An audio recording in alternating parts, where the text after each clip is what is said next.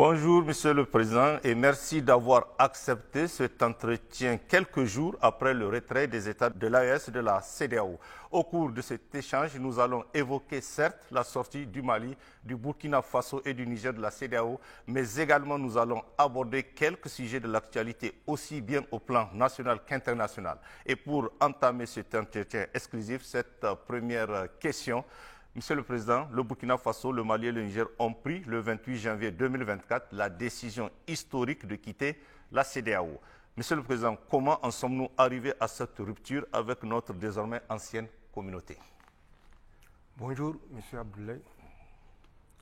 Merci de l'opportunité, une fois de plus, pour nous de nous adresser au peuple, non seulement nigérien, mais également au peuple de l'Alliance des États du Sahel et aux Africains de façon générale.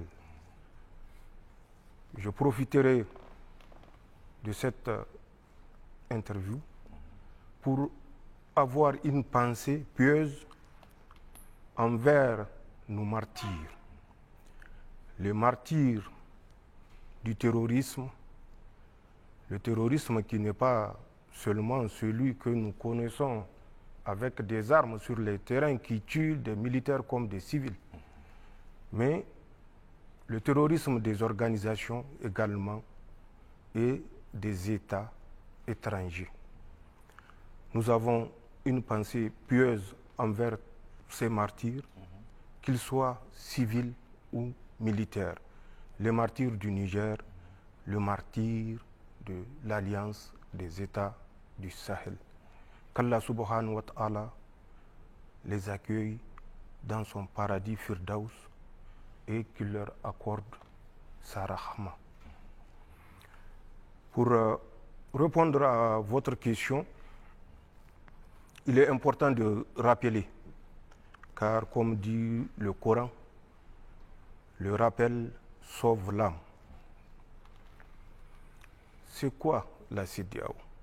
Ou c'était quoi la CEDEAO?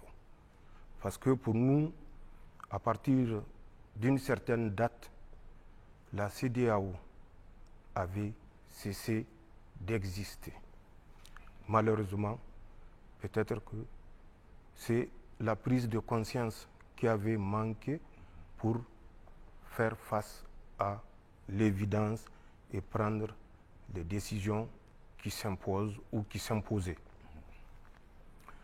Nous avons quitté la CEDEAO parce que la CEDEAO ou la CEDEAO entre parenthèses n'était plus la CEDEAO des pères fondateurs. Je profiterai d'abord pour faire un rappel historique. Comme je l'ai dit, le rappel sauve. Créé le 28 mai 1975, je dis bien le 28 mai 1975, oui. La CEDEAO avait des objectifs purement économiques et pour la prospérité des peuples. La CEDEAO avait des principes fondamentaux dont je citerai quelques-uns, notamment l'égalité et l'indépendance des États membres, la solidarité et l'autosuffisance collective, la non-agression, le droit de l'homme, entre autres. Cette CEDEAO, créée en 1975, avec comme père fondateur le Niger, le Mali, le Burkina Faso, le Togo, le Bénin, le Nigeria. J'ai fait exprès de finir par le Nigeria, entre autres. D'accord.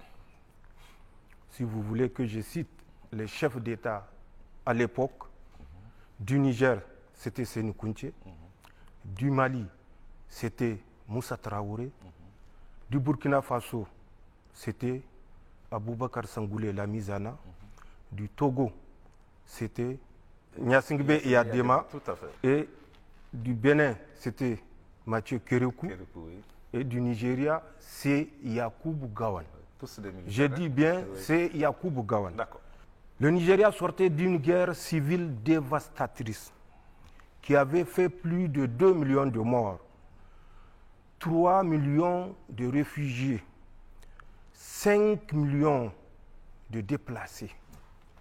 Et c'est dans ce contexte que ses frères, pour aider le Nigeria à se relever, à se réorganiser, à retrouver son unité entre la République biafraise et la République du Nigeria, que ces chefs d'État que j'avais cités ont eu l'idée de créer la CEDEAO avec comme principe ce que je venais de citer et avec comme objectif également fondamental qui est l'économique et la prospérité des peuples.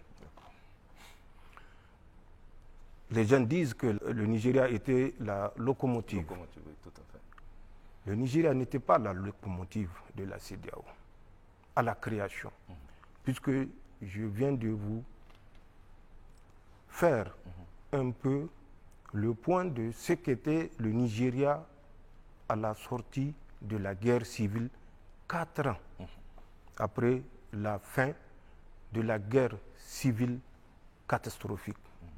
Et qui était derrière cette guerre civile qui avait failli séparer le Nigeria en 2 républiques, c'était la France.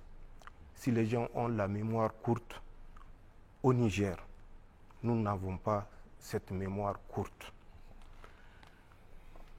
Je disais, avant de répondre à votre question, il faut faire ce rappel, c'est très important. La CEDEAO était pour les peuples à but purement économique. Il faut faire également un rappel pour que les gens comprennent ce qui se passe. Le 9 novembre 1989, le mur de Berlin tombait. C'était la fin, ou la fin supposée de la guerre froide entre les 2 blocs que vous connaissez.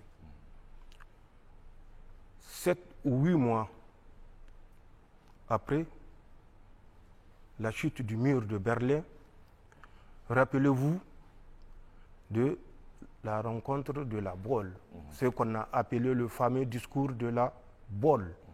C'était du 19 au 21 juin 1990, où Mitterrand rappelait aux Africains, 35 chefs d'État réunis, que ce n'est plus le fameux slogan « Amitié, coopération », c'est désormais la démocratie qui est source du développement pour vous, les pays africains, qui est source de prospérité pour vous, les pays africains.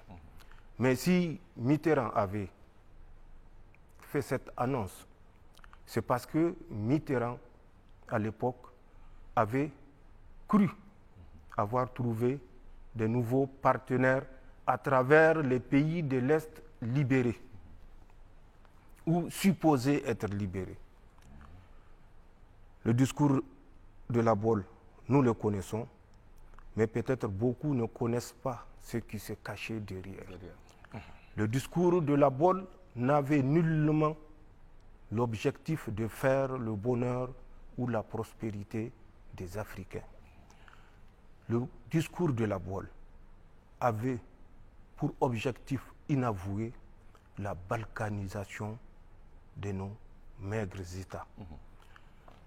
Il avait pour objectif de ressusciter les instincts que les supposées dictatures ont su contenir bon gré, mal gré. Et c'était l'objectif. Amener les États africain, à ce qu'on avait appelé le multipartisme. Et vous vous rappelez, du 19 au 21 juin 1990, le discours de La Baule devant 35 chefs d'État. Oui.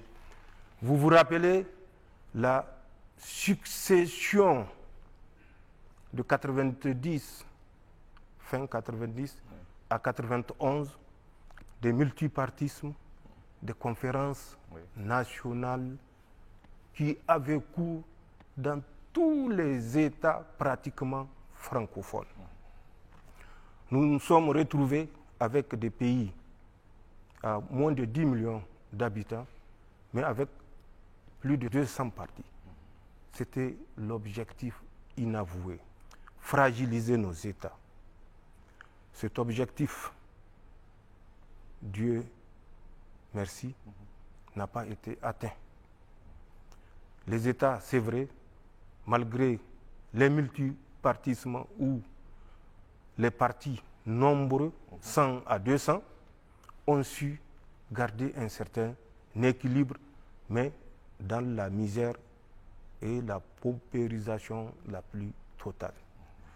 Nous étions dans ce contexte quand l'objectif non atteint, rappelez-vous, en 1994, tous les pays utilisateurs du franc CFA se sont retrouvés avec 100% de dévaluation. C'est des événements, c'est des faits qu'il faut mettre en commun pour comprendre l'évolution de ce que nous vivons aujourd'hui. Donc par rapport à ça, j'ai pensé faire le rappel, remettre les choses dans leur contexte. Pour revenir à votre question, le 26 juillet, nous avons mis fin au régime qui exécutait à la lettre les vœux du maître. Nous avons dit que nous avons suffisamment fait pour le maître.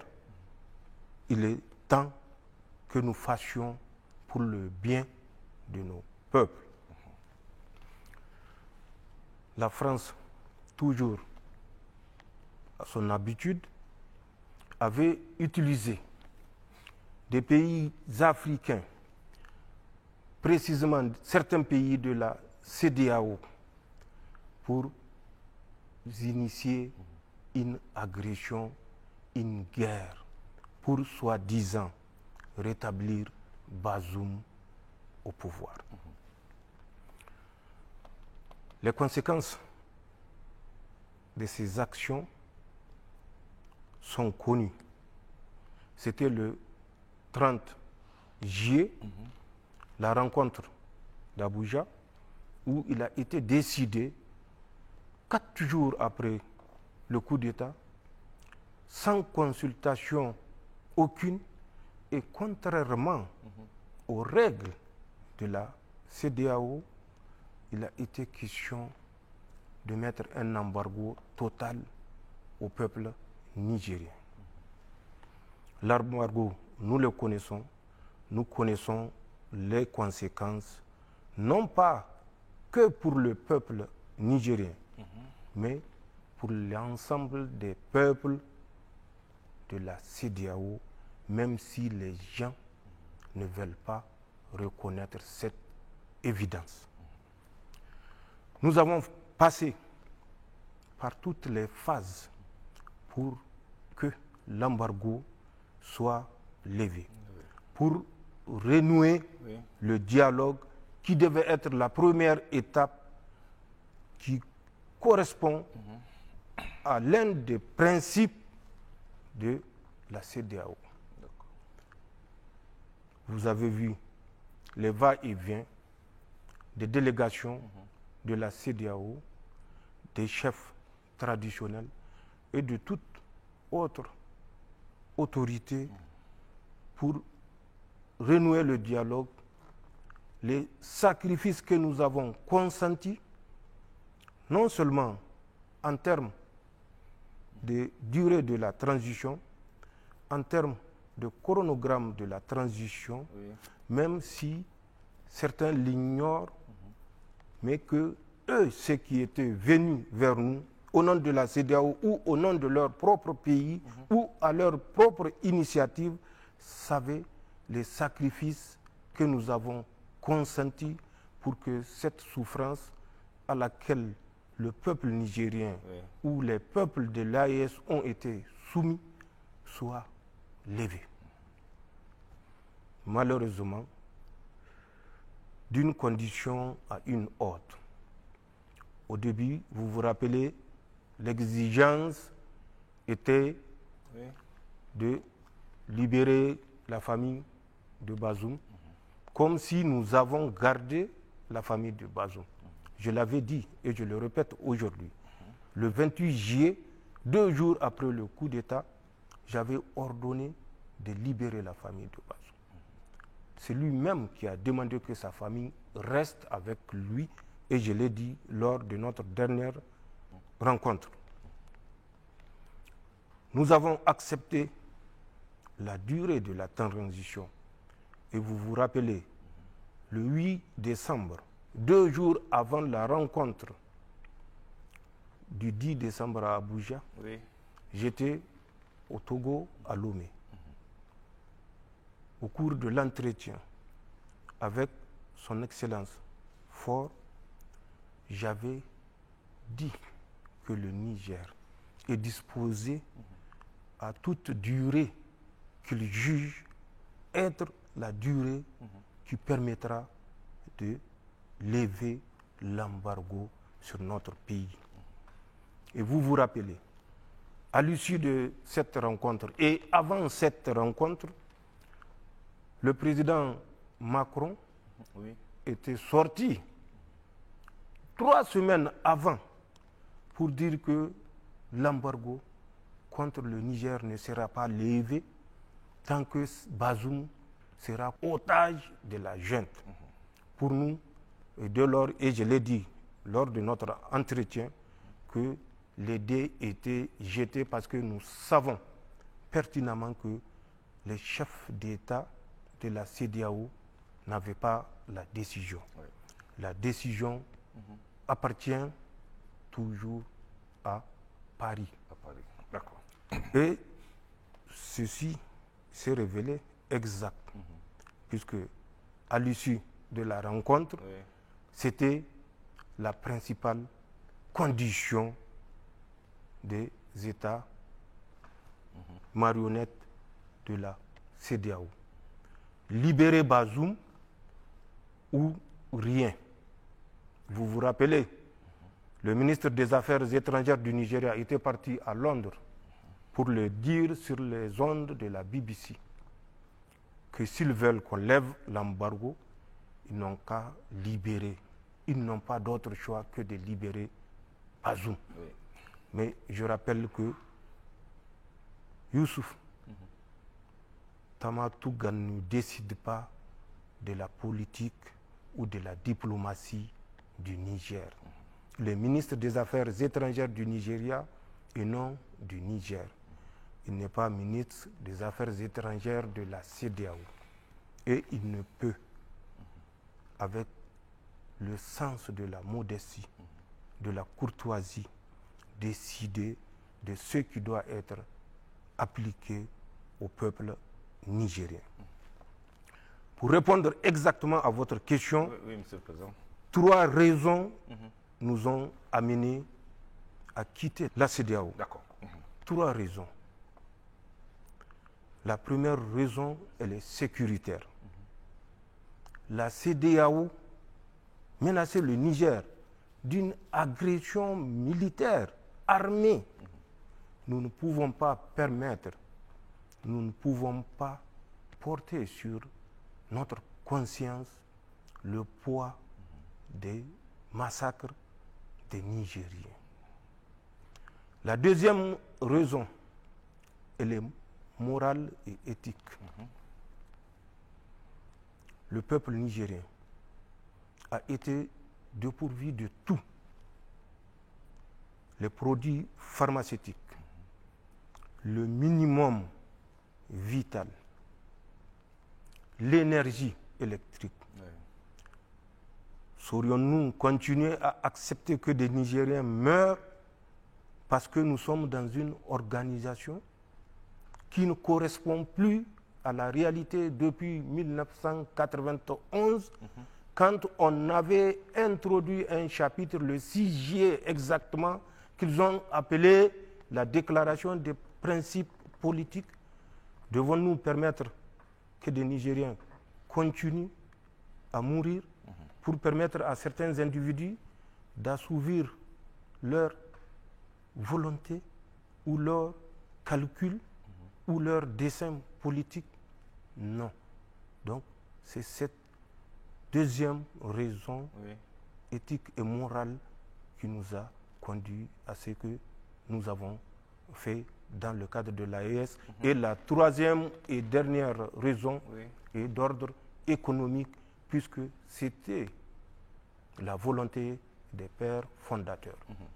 Qu'aurions-nous gagné en restant dans une CEDEAO où nous sommes sous embargo total, embargo économique qui est l'objectif initial de la CEDEAO, embargo monétaire où nos dépôts à la BCEAO sont confisqués en 2023. Pourrions-nous continuer à rester dans cette organisation?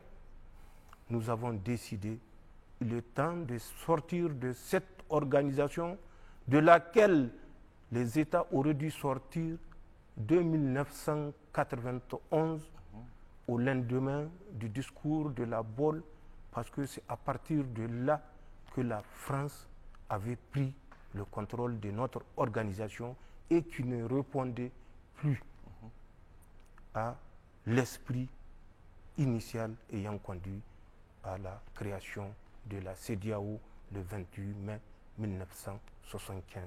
Voilà les trois raisons fondamentales qui nous ont conduit, le pays membre de l'AES, le Burkina Faso, le Mali et le Niger, à sortir de cette organisation pour tracer notre voie et tracer notre destin ensemble avec nos peuples et les Africains et partenaires sincères. D'accord. Monsieur le Président, en quittant la CEDEAO, nos pays ont certainement anticipé les conséquences de cette décision, conséquences en termes de libre circulation des biens et des personnes, en termes de séjour de nos compatriotes dans l'espace CEDEAO, en termes enfin économiques et politiques. Que pouvons-nous retenir? Vous savez, je l'ai dit, la CEDEAO a été créée le 28 mai 1975. Oui. Nos États étaient-ils indépendants le 28 mai 1975 ou avant? Nos peuples existaient-ils ou avaient-ils commencé à exister avant 1975, oui ou non? Des millénaires. En termes de circulation des personnes, rappelez-vous, la majorité des États de la CEDEAO ont acquis leur indépendance en 1960. Oui. Mais de 1960 déjà à 1975, il y avait au moins 15 ans à prendre juste ce petit laps de temps. 15 ans que ces populations-là cohabitaient.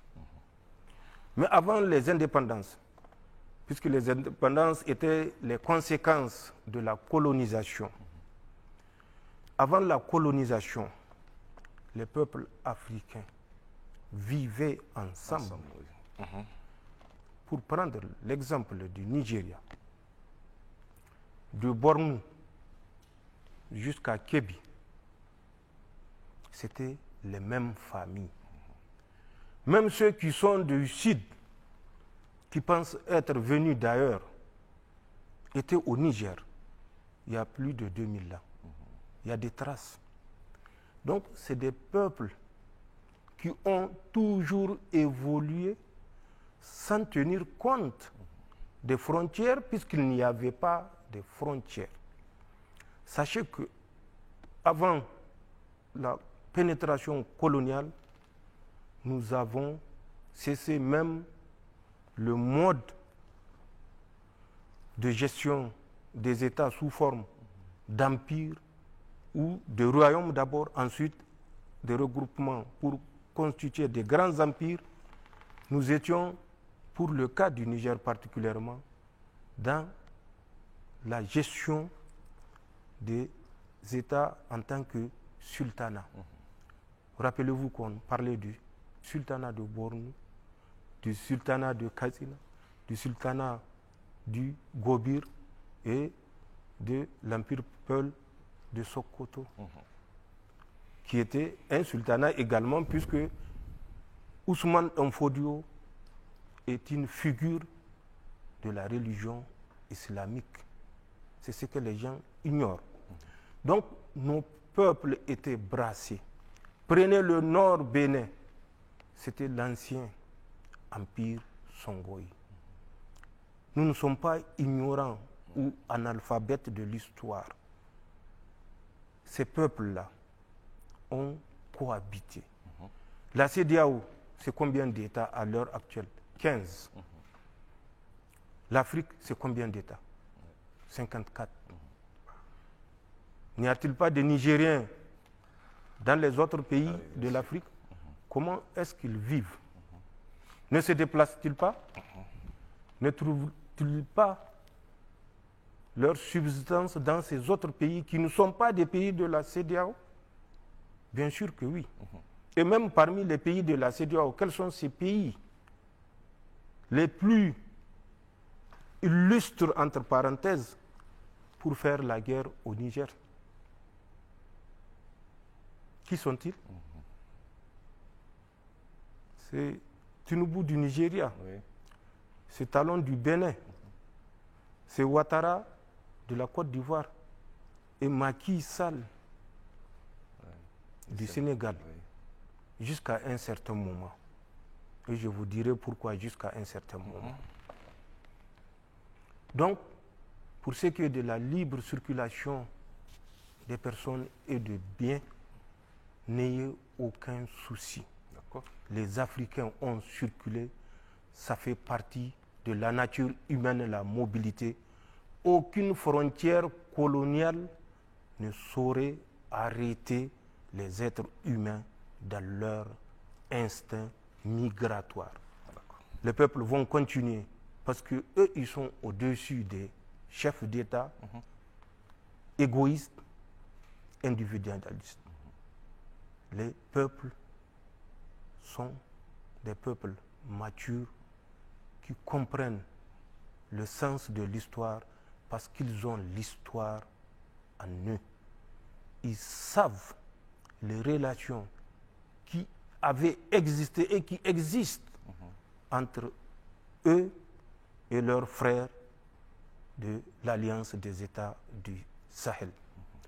Sur le plan économique, et politique, quel était le taux d'échange entre les États de la CEDEAO? Vous me direz qu'il est marginal, inférieur à 4%. Pour les plus optimistes, on dit 5 à 6%. Dites-moi un seul pays de la CEDEAO qui n'importe pas le minimum qui est l'alimentation. Un seul État. Il suffit que l'Inde décide de ne plus permettre l'exportation du riz. Tous ces États de la CEDEAO se retrouvent à terre, en train de chercher comment, par quelle voie passer pour nourrir les peuples. Ce n'est pas une caractéristique propre aux États de l'Alliance du Sahel. Prenez un à un tous ces États zélés qui veulent nous faire la guerre et étudier leur économie pour voir la dépendance de cette dernière avec les autres organisations, mais ce n'étaient pas des organisations, et ce ne sont pas des organisations de le cadre de la CEDEAO. Nous importons tous de l'Inde, de la Chine, des États-Unis, du Pakistan, de la Turquie. Oui. Tous les biens, de façon générale, nous importons au sein des pays, non pas de la CEDEAO, mais d'autres structures. Puisque ce que je dis, le monde est un village planétaire. Ceci est une évidence que les pays de la CEDEAO le reconnaissent ou non. Pour ce qui est du domaine politique, oui. Rassurez-vous que à travers l'Alliance des États du Sahel, que les gens semblent mépriser, ridiculiser, jusqu'à considérer que c'est une alliance fantôme. Mais comment est-ce qu'ils ont su que c'est une alliance fantôme? Oui. S'ils ne l'avaient pas vu, c'est une alliance, elle est physique. Et le physique, le réel, ne saurait être fantôme. D'accord. Ce sont les fantômes qui voient les fantômes. D'accord. Les humains voient les humains. Les humains peuvent à la limite voir les fantômes, mais ça, c'est Dieu qui décide. D'accord. Mais rassurez-vous, dans le domaine politique, personne n'utilisera le Niger ou l'Alliance des États du Sahel pour assouvir ses desseins personnels. Rassurez-vous, nous pouvons avoir une assise populaire à travers la martyrisation du peuple nigérien. Mais martyriser le peuple nigérien, c'est martyriser le peuple frère du Nigeria. Et je reste convaincu que le peuple frère du Nigeria ne laissera pas passer. Talon veut avoir un deuxième ou troisième mandat à travers sa rigueur ou son zèle vis-à-vis de l'AES ou du Niger, particulièrement en fermant la frontière sous l'injonction du maître. Mais Talon, qu'il se détrompe. S'il doit servir le peuple béninois, qu'il le serve. Et c'est à travers ça que le peuple béninois décidera de lui accorder un troisième mandat s'il juge que ce qu'il a fait jusqu'ici mérite un troisième mandat. Ouattara veut passer la main ou faire un quatrième mandat. À travers ça, il faut qu'il prouve au maître qu'il est digne de confiance. Le Niger est un pays indépendant. Le Niger, c'est un pays des royaumes, d'empires et de sultanats, je l'ai dit, il y a des milliers d'années. Ce n'est pas à travers le Niger que les gens vont assouvir leur destin politique. Macky Sall voulait un troisième mandat. Le peuple sénégalais avait montré une fois de plus sa maturité politique pour dire qu'il n'y aura pas de troisième mandat. Nous n'avons pas la mémoire courte. Même si nous ne sommes pas au Sénégal, nous suivons l'évolution. Face à l'évidence, Macky Sall a abandonné cette velléité de s'octroyer un troisième mandat et à contre-cœur permis que les listes soient ouvertes, permis que des candidats soient retenus et fixer les élections pour quand? Vous vous rappelez la date? Tout à fait. 25. Voilà. Et vous vous rappelez la sortie il y a moins d'une semaine? Et qu'est-ce qu'il a né? Le report. Où en sommes-nous? Voilà. Mais entre-temps, il avait adouci ses positions quand les perspectives pouvant conduire au troisième mandat se sont évanouies à travers la mobilisation du peuple sénégalais. Donc, rassurez-vous que les pays de l'Alliance des États du Sahel savent quelles sont leurs priorités et c'est des priorités pour les biens de leur peuple sans calcul, sans velléité quelconque d'abuser ou de profiter de l'adhésion des peuples. Voilà ce que je peux vous répondre par rapport à cette libre circulation des personnes et des biens, par rapport au caractère économique et politique. Monsieur le Président, enfin sur le sujet de la CEDEAO, maintenant que nous avons quitté cette organisation, quelles perspectives s'offrent vraiment à nous? Mais nos perspectives ne peuvent être que meilleures. Qu'aurions-nous gagné en restant dans la CEDEAO? J'ai fait le rappel. Oui.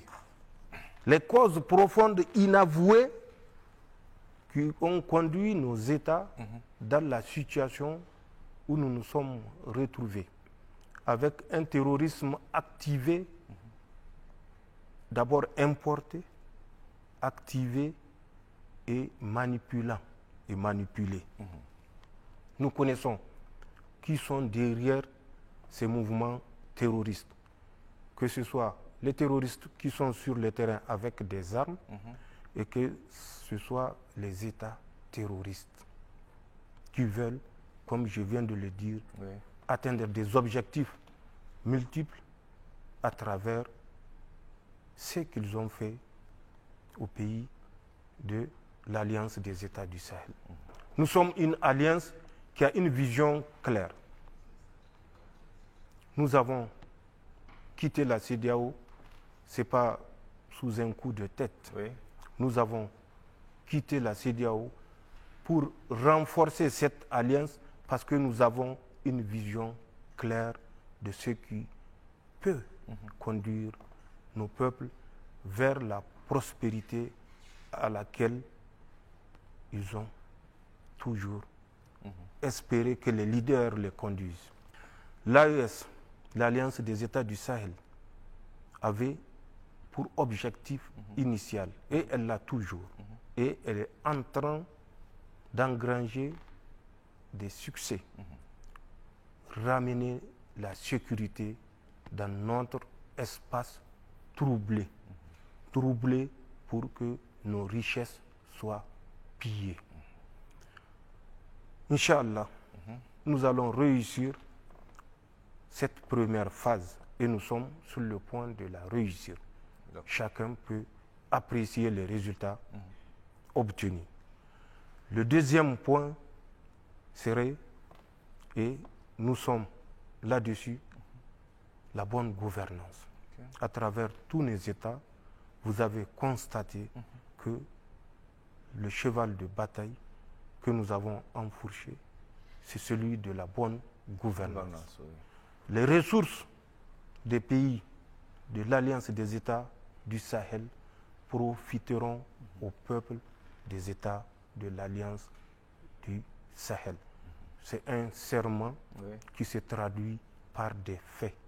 Et si vous l'avez constaté au Niger, c'est un cas et c'est physique, c'est réel. Au Burkina comme au Mali, également, c'est physique et c'est réel. Après cette prospérité économique, nous devons trouver ensemble quels sont les mécanismes qui nous permettent de renforcer les échanges au sein de notre alliance, que ce soit des échanges monétaires et tout autre type d'échange pour que cette zone de l'Alliance des États du Sahel soit effectivement, comme nous l'avons souhaité, une zone de prospérité et non une zone d'insécurité. C'est des étapes qui conduiront à une véritable intégration politique débarrassée de toute menace d'un État envers un autre. Voilà en quelques mots ce que nous pensons mettre en place pour pallier notre sortie de la CEDEAO et les conséquences que certains peuvent penser Oui. dramatiques ou chaotiques. Il n'y aura pas de chaos. Les pays de l'Alliance du Sahel seront prospères, Inch'Allah. Et ceci est inévitable. D'accord.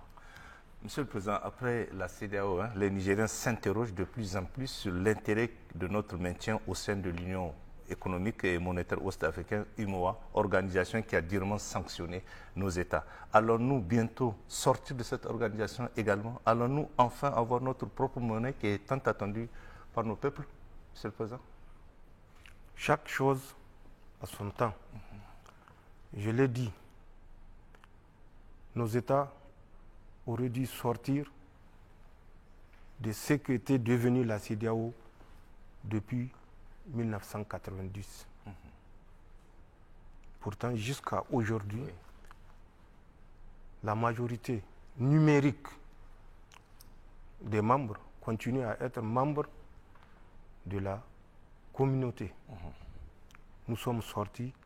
Avant nous, la Mauritanie était sortie, même si ce n'est pas dans les mêmes conditions. La monnaie, c'est un signe de souveraineté.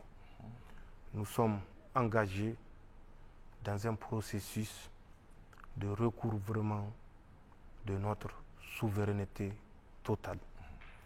Nous l'avons dit, il faut ouvrir l'armoire de l'histoire récente des États africains, sortir tous les dossiers, les dépoussiérer, les analyser, les évaluer et décider pour l'intérêt et l'intérêt de nos peuples. Il n'est plus question que nos États soient la vache à lait de la France. La France nous a spolié plus de 107 ans. La France doit payer cash les dettes de 65 ans de pillage systématique de nos ressources. Et les 42 ans, nous trouverons un échéancier pour qu'on soit quitte avec la France. La monnaie est une étape de sortie de cette colonisation.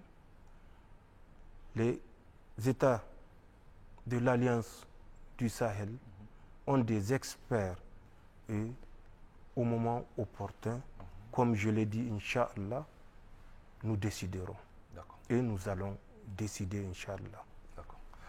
Monsieur le Président, deux sujets d'actualité nationale intéressent principalement les Nigériens. Commençons par la première. À la mi-janvier, le Premier ministre Lamine Zen a effectué une série de missions qui l'ont conduit notamment en Russie, en Iran et tout dernièrement en Turquie. Quels sont les sens et les retombées de cette mission? Vous m'avez posé une question, à savoir quel devenir pour l'AES. Quel devenir particulièrement pour le Niger? Eh bien, ça fait partie des solutions pour le devenir de l'AES. Nous avons compris où se trouve le problème. Nous avons décidé de résoudre le problème. On nous a fait toujours comprendre que certains États sont barbares, arriérés et attardés. De ces États, nous ne devons rien attendre. Mais nous ne sommes pas, comme je l'ai dit, des analphabètes de l'histoire.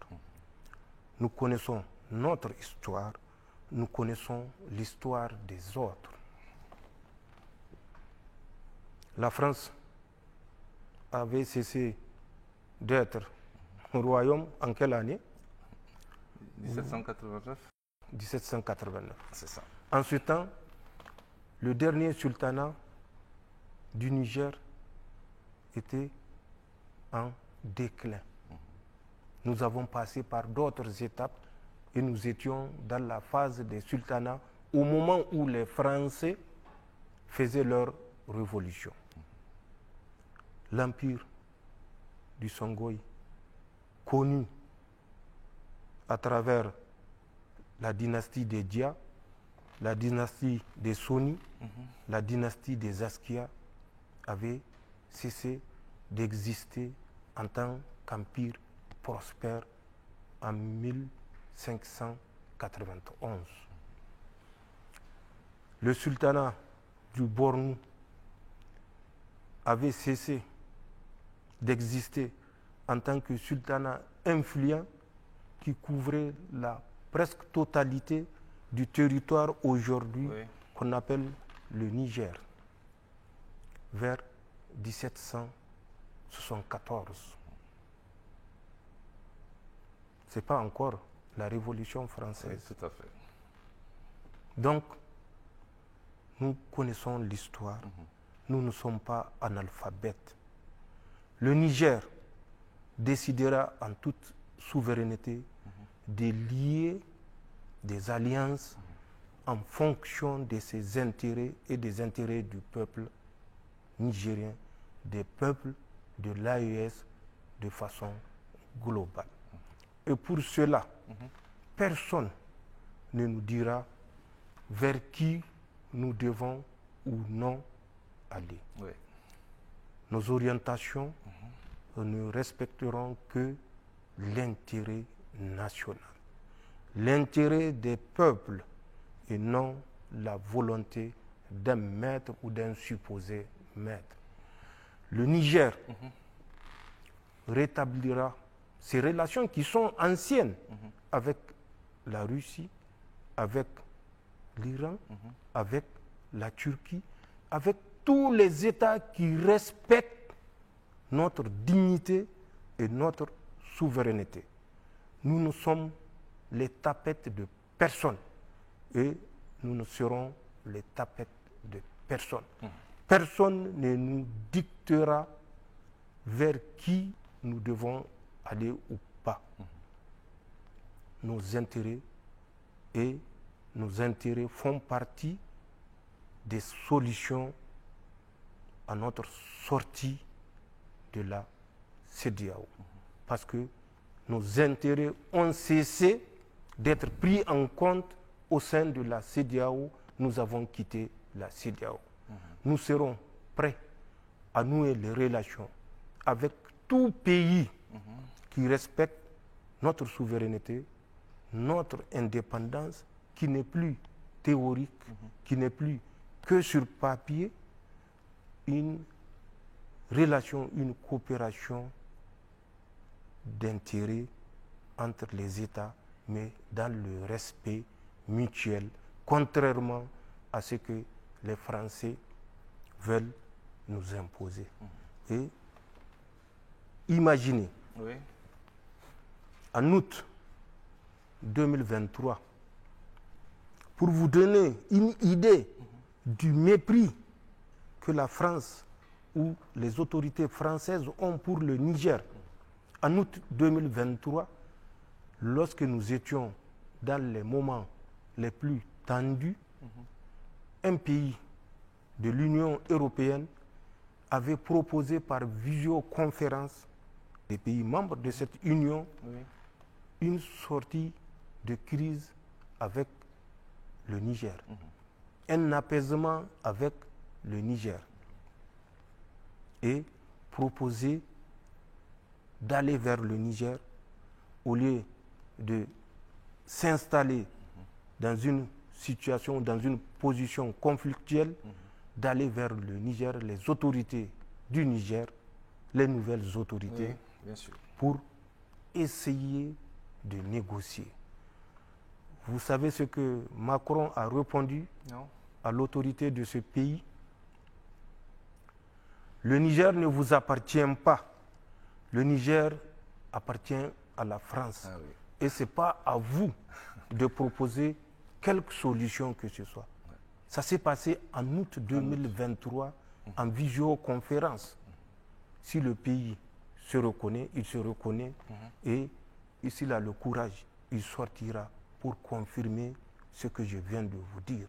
Le Niger n'appartient pas à ce pays, le Niger appartient à la France. Et ça, c'est Macron qui le dit. C'est Macron, l'ignorant de l'histoire. Oui. Parce qu'ils ne savaient pas qu'au moment où eux, ils faisaient leur révolution, nous avons fini le tour du monde. Le Niger, le territoire qu'on appelle le Niger, avait fini le tour du monde. Et le territoire qu'eux, ils ont appelé le Niger, avait cessé d'expérimenter toutes les organisations sociales en termes politiques. Et c'est ce pays-là que Macron réclame comme étant la propriété exclusive de la France. C'est dans ce cadre que s'inscrit le déplacement du Premier ministre, montrer que le Niger n'est la propriété de personne. Celui qui pense qu'il a des intérêts à défendre au Niger, qu'il vienne négocier avec nous d'égal à égal dans la dignité. Nous nous rendrons là où les intérêts de notre pays nous conduiront. Ça, c'est fini. Ce que les gens ont pensé ou pensent du Niger est révolu à jamais. C'est un Niger nouveau. C'est un Niger et une alliance des États du Sahel qui a compris les enjeux et qui a compris la voie à suivre avec le soutien du peuple. Et Inch'Allah, avec ce soutien, nous ne faillirons pas. Nous ne trahirons pas. Inch'Allah. D'accord. Et pour finir cet entretien, Monsieur le Président, la deuxième question porte sur les quantités d'or qui sortent illégalement de notre pays. L'on parle notamment de quelques 1400 kg qui seraient sortis du Niger et saisis en Éthiopie. Qu'en est-il exactement, Monsieur le Président? Vous me faites sourire.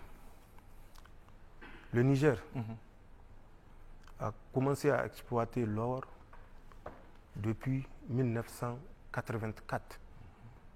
Vous vous rappelez de la ruée vers l'or de Koma Bangou? Oui, Koma Bangou, exact. Vous vous rappelez de la ruée vers l'or, plus récemment vers le Djado, Tchibarkat, Amazegar, et ici dans l'Anzourou, de l'autre côté, dans le Yaga ou le Diamaré. Le Diamaré, c'est la partie sud de la Sirba qu'on appelle Diamaré de façon générale. D'accord. Presque chaque semaine, c'est une mine qui est découverte. Une mine d'or qui est découverte. Mais en Hausa ou en Jarma, on a un dicton qui dit Hankali, Hanjini, komi yawan shi, cikin ciki yake tsayawa, cikin ciki yake karewa. Ine lakalwo telino ama jiri gaku gunda ranu a gaban. Ni bai ga di teli tarai. Dan di teli tarai haifote. Amba ama jiri gaku gunda ranu a gaban. C'est à ça que les Nigériens doivent penser.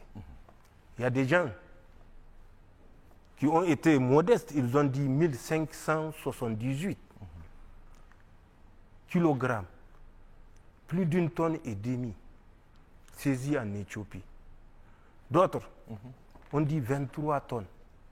23 tonnes d'or saisis et que c'est le Conseil national pour la sauvegarde de la patrie qui aurait remis toutes ces quantités aux Russes. Nous devons réfléchir avant de donner écho à certains propos. Jusqu'au 26 juillet 2023, le Niger exportait l'or de façon anarchique. Allez-y au ministère des Mines, voir quelles sont les misères que l'État nigérien avait récoltées. Mais c'était fait sciemment, puisque ces détenteurs des mines d'or n'étaient autres que les ténors de ce régime que nous avons renversé. Allez-y au ministère des Mines, cherchez le permis de recherche que le président du Conseil national pour la sauvegarde de la patrie ou tout autre membre du Conseil national ou du gouvernement a déposé. Mais ce n'est pas le cas du régime que nous avons renversé. Nous le savons. Dans le Diamari, nous savons qui a des mines d'or. Dans le régime déchu, dans la zone de Tabarkat, du Djado et de Amazgar, nous savons qui sont les ténors ou qui étaient ces ténors du régime déchu qui avaient des mines d'or. Il faut que les gens, face à tout écrit, face à toute tentative de diversion, prennent le temps de réfléchir. Nous sommes inscrits dans un sens de la marche de l'histoire de notre pays qui ne plaît pas à tout le monde. Et les gens sont prêts à tout pour nous divertir. Dieu merci. Ils ne sont pas parvenus. Mais ça ne veut pas dire qu'ils vont arrêter. Tous les moyens seront utilisés pour casser notre marche vers l'affirmation de notre souveraineté, de notre indépendance. C'est dans ce sens que s'inscrit cette affaire de saisie de 1 tonne 578 kilos avec précision, de 23 tonnes avec précision en Éthiopie, dont même les autorités éthiopiennes n'ont pas vu la couleur de cet or. Le Niger a certes exporté de l'or à un moment bien précis de son histoire, comme je l'ai dit, qui a commencé de façon anarchique depuis 1984 et qui s'est poursuivi jusqu'au 26 juillet 2023. À notre arrivée, nous avons dit trop de permis ont été octroyés et d'autres permis, c'est les ténors même du régime chassé qui se sont expropriés, octroyés en expropriant d'autres et qui ont abusivement, j'ai dit, utilisé le pouvoir pour s'enrichir personnellement. Nous le savons à travers des compagnies comme Ecomine, Afrior, Comini, Radix et tant d'autres. Nous avons mis fin à ça. Et ça ne plaît pas à tout le monde. Ça ne plaît pas à ceux qui se sont enrichis de façon honteuse sur la misère des Nigériens. Ces gens seront prêts à tout et feront tout pour nous déstabiliser. Mais Inch'Allah, ils ne parviendront pas parce que nous avons les faits avec nous. Les gens ont parlé, toujours dans le cadre de ce trafic d'or, du changement de personnel à l'aéroport. Ils ne se sont jamais posé la question que ces personnes que nous avons changées à l'aéroport étaient à l'aéroport depuis combien d'années? Il y en a qui ont plus de 20 ans à l'aéroport. Il y en a qui ont plus de 10 ans à l'aéroport. Il y en a qui ont 5 ans, c'est vrai, il y en a qui ont moins, 1 an ou 2 ans. Mais le déploiement des forces n'est pas du domaine des rumeurs. C'est du domaine de l'efficacité et de l'objectif du contexte du moment. Ces gens qui avaient plus de 20 ans, plus de 10 ans, oui. Est-ce que les remplacer peut avoir un lien quelconque avec 1,5 tonne ou 23 tonnes saisies en Éthiopie, comme ils le disent? Oui, bien sûr. Ça n'a aucun rapport. D'accord. C'est dans le cadre normal de remplacement des personnels qui ont vécu un certain temps dans ces infrastructures aéroportuaires et qui sont des forces de défense et de sécurité, notamment de la gendarmerie, de la police nationale, de la douane et d'autres services que je ne citerai pas et qui devaient être remplacés. Ils ont été remplacés. Vous avez constaté à l'aéroport international Diori Hamani de Niamey, même si c'est 2 grammes ou 20 grammes ou 5 grammes d'or, ils sont détectés et repris si la procédure d'exportation n'est pas respectée. Et la procédure d'exportation de l'or qui avait cours jusqu'au 26 juillet était certes encadrée, mais encadrée de façon partisane.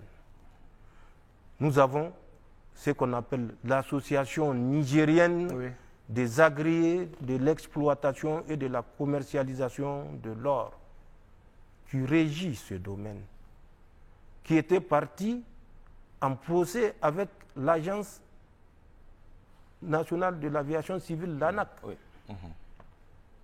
Parce que l'ANAC avait dit qu'il n'est pas normal qu'on transporte l'or en cabine ou en soute.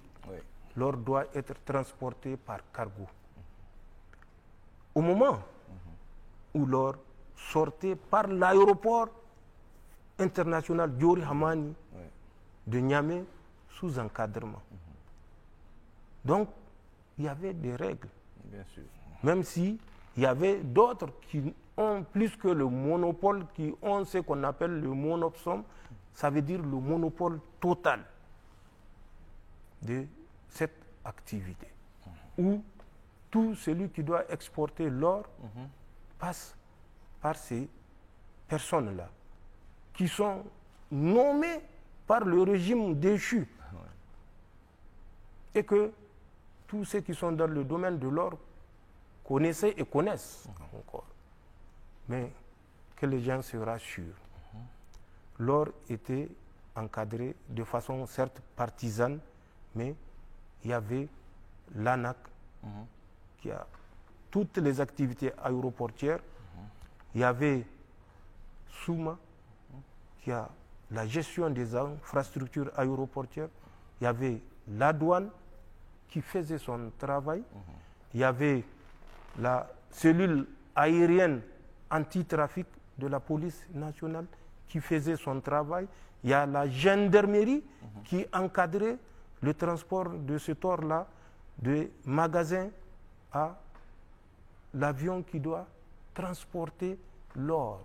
Et c'était sous forme de cargo dont 2 compagnies ont été retenues, il faut qu'on les cite, qui sont Turkish Airlines et Air France. Air France depuis le 26 juillet. Vous voyez Air France? Non. D'accord. Donc, Ethiopian Airlines avait certes repris ses vols cargo, mais Ethiopian Airlines ne fait pas partie de ces 2 compagnies retenues. L'or, avec la bénédiction du Conseil national pour la sauvegarde de la patrie ou de tout autre membre du gouvernement, n'est pas sorti 1 tonne 578 kg ou 23 tonnes avec la bénédiction du CNSP ou du président du CNSP ou de quelques membres du Conseil. Donc, que les Nigériens se rassurent. La voie que nous avons choisie, Inch'Allah, c'est avec loyauté, loyalisme et respect envers notre peuple que nous conduirons les charges qui nous incombent. Nous ne sommes pas là pour trahir les aspirations d'un peuple qui nous a fait confiance et qui nous a soutenus malgré l'adversité. Quand ils entendent certaines choses, comme je l'ai dit, c'est une sagesse populaire qu'ils se réfèrent à cette sagesse populaire pour poser les bonnes questions. Qui se cache derrière ce masque apparent? D'accord. Oui. Monsieur le Président, merci pour cet entretien exclusif que vous venez de nous accorder malgré votre agenda très chargé. Un entretien qui va permettre assurément à nos compatriotes de saisir la portée de la décision historique du 28 janvier que vous et les autres présidents du Mali et du Burkina Faso ont pris ce jour-là au nom de l'AES. Merci et excellente soirée à tous.